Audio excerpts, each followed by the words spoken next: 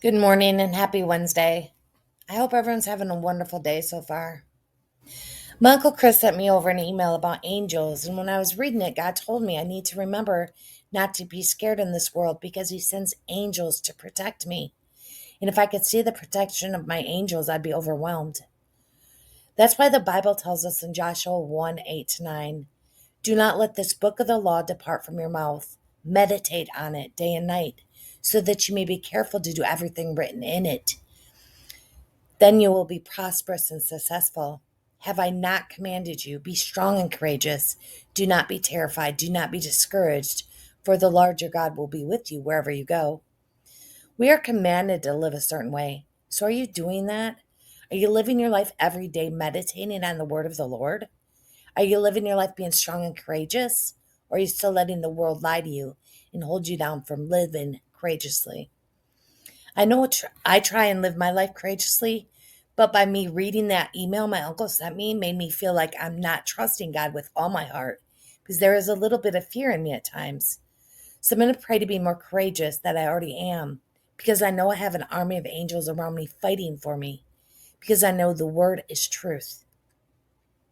I don't know much about Elisha, but I know he was the disciple and protege of Elijah. And after Elijah was taken up in a whirlwind, Elisha received a double portion of his power, and he was accepted as the leader of the sons of the prophets. So we're told in Second Kings, the king of Aram was at war with Israel, and Elisha would warn the king of Israel time and time again what the Lord was telling him.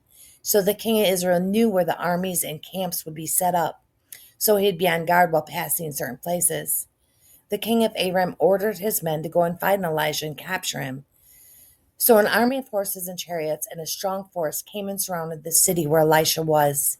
Then we're told in Second Kings 15-18. When the servant of the man of God got up and went out early the next morning, an army with horses and chariots had surrendered the city. "Oh, my lord, what shall we do?" the servant asked. "Don't be afraid," the prophet answered. "Those who are with us are more than those who are with them." And Elijah prayed, "O Lord, open his eyes so he may see." Then the Lord opened the servant's eyes, and he looked and saw the hills full of horses and chariots of fire around Elisha. As the enemy came down toward him, Elisha prayed to the Lord, "Strike these people with blindness."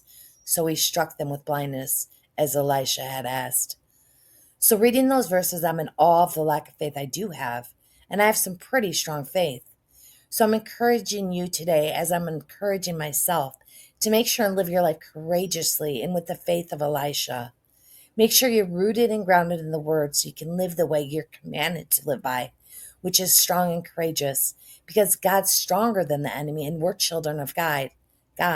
So God's protection is over us. Remember to live your life under the obligations that we're supposed to be, because that's when we can say we're sons of God.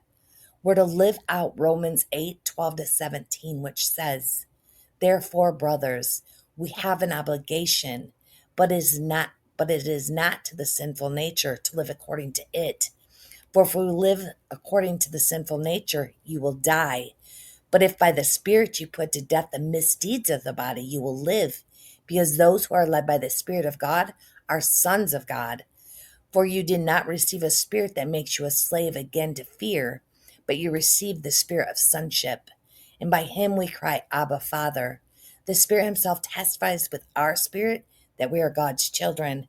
Now, if we are children, then we are heirs, heirs of God and co-heirs with Christ, if indeed we share in his sufferings, in order that we may also share in his glory.